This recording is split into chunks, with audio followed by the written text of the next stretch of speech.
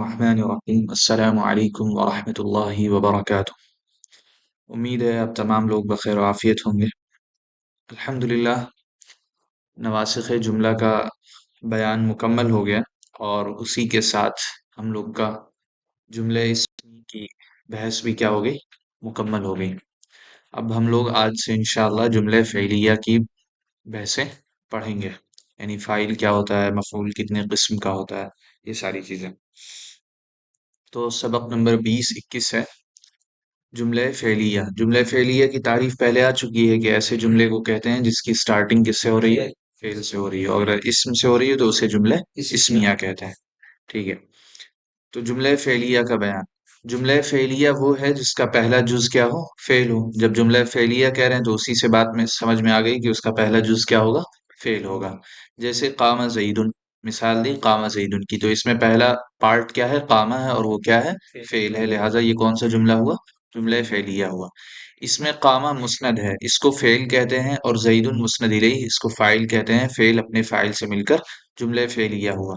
مسند الیہ کی بھی تعریف آ گئی ہے کہ مسند اسے کہتے ہیں کہ جس کے ذریعے سے کوئی بات بتائی جا رہی ہو۔ مسند اسے کہتے ہیں جس کے ذریعے سے کوئی بات بتائی جا رہی ہے، اور مسند الیہ جس کے بارے میں کوئی بات بتائی جا رہی ہو۔ یعنی قامہ کھڑے ہونے کی بات کہی گئی تو کس کے بارے میں کہی گئی، زید کے بارے میں کہی گئی، تو زید کیا ہو گیا، مسند الیہ ہو گیا۔ مسند اسند یسند مانے کسی کی طرف منسوب کرنا، کیا کرنا، منسوب کرنا۔ تو مسند یعنی جس بات کو منسوب کیا گیا ہو، مسند الیہ جس کی طرف منسوب کیا گیا ہو۔ تو فعل کیا بنے گا، فعل کے اندر مسند بننے کی تو صلاحیت ہے، مسند الیہ نہیں بن سکتا ہے، تو فعل مسند ہوا اور زید مسند الیہ ہو گیا، اور یہ پھر کیا بن گیا، فاعل بن کے فعل اپنے فاعل سے مل کر کیا ہوا، جملہ فعلیہ ہوا۔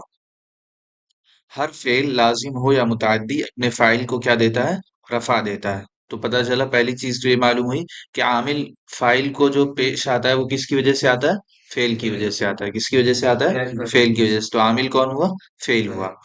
دوسری چیز بتائی کہ لازم ہو یا متعدی، یعنی فعل کی دو قسمیں ہم لوگوں نے کتاب الصرف میں بھی پڑھا ہے کہ لازم ہوتا ہے یا متعدی ہوتا ہے۔ لازم کا مطلب کیا ہے کہ لازم کو مفعول کی ضرورت نہیں ہوتی، لازم کو مفعول یعنی ڈائریکٹ مفعول کی ضرورت نہیں ہوتی ہے، اور متعدی جو ہوتا ہے اسے ڈائریکٹ مفعول کی ضرورت ہوتی ہے۔ جیسے اب مثال کے طور پر ذہبہ ہم نے کہا، تو ذہبہ کو بھی ضرورت ہے کہ ہم کہیں کہ ایلا جوکی یا ایلا لکھنؤ، لیکن یہ ڈائریکٹ اس کی ضرورت نہیں، بلکہ حرف جر کے سہارے سے وہ چیز آ رہی ہے، تو اب اسے ہم متعدی نہیں مانیں گے، بلکہ وہ کیا ہوگا، لازم ہوگا۔ لازم کی ایک تعریف یہ بھی کی جاتی ہے کہ وہ اپنے فاعل سے مل کر اپنی بات کو کیا کر دے، تشفی بخش طریقے پر مکمل کر دیں۔ اب اس پہ مزید اضافہ کرنا چاہیں تو کر سکتے ہیں، لیکن اسے اس کی ضرورت نہیں ہوتی ہے۔ لیکن متعدی وہ چیز ہوتی ہے کہ اسے مفعول کی ضرورت ہوتی ہے، وہ مفعول، اس کا اثر مفعول تک پہنچتا ہے۔ جیسے ہم نے کہا ضرب زید عمرا، تو اب ضرب ایک ایسا فعل ہے جو براہ راست ڈائریکٹ امر پر اثر انداز ہو رہا ہے، کیا ہو رہا ہے، امر پر اثر انداز ہو رہا ہے۔ لیکن ذہابہ ایک ایسا فعل ہے جو لکھنؤ پر براہ راست اثر انداز نہیں ہو رہا ہے، بلکہ ایلا کے ذریعے سے کیا ہو رہا ہے، براہ راست اس پر اثر کر رہا ہے۔ تو لازم وہ ہوا جو جسے صرف جو فاعل پر بات پوری کر دے، اور متعدی وہ جسے مفعول کی بھی ضرورت ہو۔ ٹھیک ہے، تو یہاں پر بتا رہے ہیں کہ فعل لازم ہو یا متعدی وہ فاعل کو کیا دیتا ہے، رفع دیتا ہے، یعنی فاعل کیا ہوتا ہے، مرفوع ہوتا ہے۔ اب اعراب کی بحث میں ہم لوگوں نے پڑھ لیا ہے کہ کون سا اسم ہوگا تو اسے رفع کس طرح دیا جائے گا۔ اگر وہ تثنیہ ہے تو الف کے ساتھ دیا جائے گا، اسماء خمسہ ہیں تو واو کے ساتھ دیا جائے گا، جمع مذکر سالم ہے تو واو کے ساتھ دیا جائے گا، اگر یا حرکات کے ذریعے سے دیا جا رہا ہے تو پیش کے ذریعے سے یہ ساری چیزیں وہاں پر بتا دی گئی تھی۔ تو بہرحال سمجھنے کی بات یہ ہے کہ فاعل کیا ہوتا ہے، مرفوع ہوتا ہے، اور بصورت متعدی ہونے کے مفعول بھی کو نصب بھی، جیسے ضرب زید عمرا، تو پہلا پارٹ ہو گیا فاعل، دوسرا پارٹ مفعول، وہ کب آتا ہے جبکہ فعل کیا ہو، متعدی ہو۔ جیسے ضربہ میں ہے تو ضربہ نے زیدن کو پیش دیا اور عمرن کو کیا دے دیا، نصب دے دیا، یعنی مفعول وہ جس پر کام ہوا۔ ٹھیک، فاعل اور فعل کے احکام۔ اب فاعل اور فعل کے احکام بتا رہے ہیں، یعنی اس کو کس طرح ڈیل کیا جائے گا، کیسے لایا جائے گا۔ تو فاعل کی تعریف دیکھ لیجئے، اسے ذہن میں رکھیے تو بہت سی چیزیں نحوی لحاظ سے کلیئر رہیں گی۔ فاعل وہ اسم ہے جس کے پہلے فعل یا شبہ فعل بطریق اسناد ہے۔ پہلی چیز بتایا کہ فاعل کیا ہوتا ہے، اسم ہوتا ہے۔ فاعل کیا ہوتا ہے، اسم ہوتا ہے، اور فائل بننے کے لیے ضروری کیا ہے کہ جس کے پہلے کیا ہو، جس کے پہلے فعل ہو یا شبہ فعل ہو، یعنی فعل یا شبہ فعل کا فائل سے پہلے ہونا ضروری ہے۔ اگر کوئی چیز کسی اسم کے بعد آ رہی ہے، یعنی کوئی فعل کسی اسم کے بعد آ رہا ہے، تو اس کا مطلب یہ ہے کہ وہ اسم فائل نہیں ہے، وہ اسم فائل نہیں ہے۔ جیسے مثال کے طور پر ہم نے کہا زید قامہ، تو اب زید فائل نہیں ہے۔ کیوں نہیں فائل ہے؟ کیونکہ جس سے پہلے فعل یا شبہ فعل ہے، یہاں تو بعد میں آ رہا ہے۔ یہاں کیا ہو رہا ہے؟ قامہ کہاں آ رہا ہے؟ زید کے بعد میں آ رہا ہے۔ تو زید نحوی اصطلاح میں، یعنی مفہوم کے لحاظ سے تو وہ وہی فائل ہے، لیکن نحوی اصطلاح میں وہ فائل نہیں ہے، ٹھیک ہے؟ تو کہہ رہے ہیں وہ اسم ہے جس کے پہلے فعل یا شبہ فعل، شبہ فعل سے وہی مراد ہے قائم یا یہ ساری چیزیں، ٹھیک ہے، جو بھی مشتقات ہیں۔ فعل یا شبہ فعل کس طرح؟ بطریق اسناد آئے۔ دوسری چیز بتائی بطریق اسناد آئے، یعنی اس سے فائدہ بخش نسبت دینا مقصود ہو، اس سے فائدہ بخش نسبت دینا مقصود ہو، یعنی ایسا نہ ہو کہ ایک فعل لے آئے اس کے بعد کوئی اسم لے آئے، لیکن ہمیں یہ بتانا مقصود نہیں ہے کہ اس فاعل نے وہ کام کیا ہے، یعنی ہم اس کے ذریعے سے خبر نہیں دینا چاہ رہے۔ مثلا کسی کا نام پڑ گیا قامہ زیدن، کسی کا نام کیا پڑ گیا؟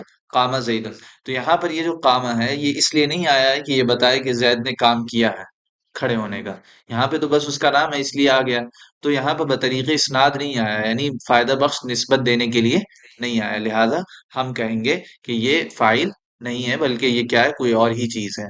تو پہلی چیز تو یہ کہ فعل یا شبہ فعل اسم سے یعنی فائل سے پہلے آئے، اور دوسری چیز اسناد کے راستے سے آئے، یعنی ان دونوں کے درمیان اسناد، مسند اور مسند الیہ ہونے کا رابطہ اور تعلق موجود ہو، ٹھیک ہے، اور اس فعل یا شبہ فعل کا قیام اس سے ہو، ٹھیک ہے۔ قیام اس سے ہونے کا مطلب یہ ہے کہ وہ فعل یا شبہ فعل اسی کے ذریعے سے کیا ہو؟ وجود میں آئے، اسی کے ذریعے سے کیا ہو؟ وجود میں آئے۔ یہ جیسے قام زیدن، زیدن قائم ابوہ، تو جو قامہ کا فعل ہے یعنی قیام کرنا، کھڑے ہونا، یہ کس کے ذریعے سے وجود میں آ رہا ہے؟ زید کے ذریعے سے وجود میں آ رہا ہے، تو زید کیا ہوا؟ فاعل ہو گیا، ٹھیک ہے۔ تو فاعل کی یہ تعریف ہو گئی کہ وہ اسم جس کے پہلے فعل یا شبہ فعل بطریق اسناد ہے، اور وہ جو فعل ہے یعنی قامہ کا فعل ہے یا ضربہ کا فعل ہے یا اکالا کا فعل ہے، وہ اسی فاعل کے ذریعے سے کیا ہو رہا؟ وجود میں آ رہا ہو، یعنی اس کا ایگزسٹنس اسی کے ذریعے سے ہو رہا۔ جیسے مثال دی زید قائم ابو، تو اب اس میں دیکھیے قائمن کا جو صدور ہے، جو قائمن کا وجود ہے، وہ کس کے ذریعے سے ہو رہا ہے؟ ابو کے ذریعے سے ہو رہا ہے۔ کس کے ذریعے سے ہو رہا ہے؟ ابو کے ذریعے سے، تو فاعل کون ہوا؟ ابو ہوا، زید نہیں ہوا، کیوں؟ کیونکہ صدور اس کے ذریعے سے نہیں ہو رہا، ٹھیک ہے۔ اور پھر قائمن زید کے بعد ہے، تو زید کیسے فاعل بن سکتا ہے؟ ٹھیک، پہلی مثال میں قامہ فعل ہے، پہلی مثال میں قامہ فعل ہے، اور دوسری مثال میں قائمن شبہ فعل ہے، جنہوں نے اپنے فاعل زید اور ابو کو کیا کیا؟ رفع دیا ہے، ٹھیک ہے۔ تو تین چیزیں یاد رکھنے کی ہیں، پہلے کہ فاعل اسم ہوتا ہے، دوسری چیز وہ فعل سے اس سے پہلے فعل آتا ہے، اس سے پہلے فعل آتا ہے تبھی وہ فاعل بنتا ہے، اور تیسری چیز یہ ہے کہ وہ کیا بولتے ہیں، اس کے ذریعے سے فعل یعنی فاعل کے ذریعے سے ہی فعل کیا ہوتا ہے؟ وجود میں آتا ہے۔ وجود میں آنے کا ایک چیز اور ذہن میں رکھنی چاہیے کہ کبھی کبھی فاعل کے ذریعے سے فعل وجود میں نہیں آتا، لیکن فاعل کے ساتھ وہ اس طرح ہوتا ہے کہ اسی کے ذریعے سے مفہوم سمجھ میں آتا ہے۔ مثلا ہم نے کہا ماتا زیدن، کیا کہا؟ ماتا زیدن، یہ قطر الندی میں مثال دی ہوئی ہے، ہم اس سے بتا رہے ہیں کہ ماتا زیدن میں موت کا عمل زید سے تو صادر نہیں ہوا، موت کا عمل کیا زید سے صادر تو نہیں ہوا، کون خود سے موت کا عمل کرنا چاہے گا؟ تو اس کا مطلب پھر یہ فاعل نہیں ہوا۔ تو کہہ رہے ہیں نہیں، دو چیزیں ہوتی ہیں، ایک تو وجود میں آنا، کبھی فعل وجود میں آتا ہے، اور کبھی وہ فعل اسی فاعل کے ساتھ ہی پورا ہوتا ہے، اگر اس فاعل کو ہٹا دیں تو فعل کا مفہوم ہی نہیں سمجھ میں آئے گا۔ تو گرچہ وہ فعل زید کے ذریعے سے وجود میں نہیں آیا ہے، لیکن یہ جو موت کا عمل ہے اسی کے ساتھ کیا ہوا؟ مکمل ہوا، اسی کے ساتھ اسی کے ذریعے جو ہے اس کا مفہوم ہمیں سمجھ میں آئے گا، تو اس صورت میں بھی وہ کیا ہوگا؟ فاعل ہی ہوگا، ٹھیک ہے۔ تو دو چیزیں، ایک تو وجود میں آئے یا اس کے ساتھ کیا ہو؟